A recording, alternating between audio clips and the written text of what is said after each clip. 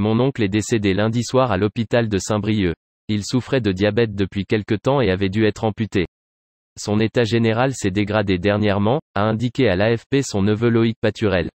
Les obsèques auront lieu vendredi à 14h30 à Pordic, le berceau familial, où il sera inhumé, a poursuivi son neveu. Il était l'un des derniers à avoir joué sous la direction de Jean Vilar. Il avait près de 80 pièces à son actif et une trentaine de films.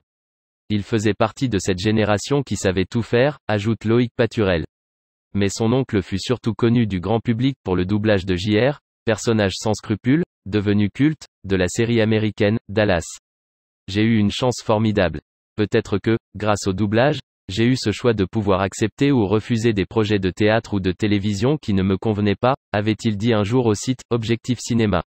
Dominique Paturel a doublé une centaine de personnages. Il fut la voix française de Michael Caine, Terence Hill, Robert Duval, Frank Sinatra ou Vittorio Gassman.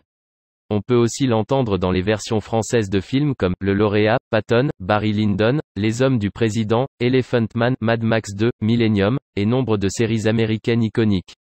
Auparavant, dans les années 1960 à 70, il fut un visage familier du petit écran grâce à des séries comme Le Chevalier de Maison Rouge ou D'Artagnan. Au cinéma, il a été dirigé par des réalisateurs de renom, tels Christian Jacques, André Cayatte ou Philippe de Broca.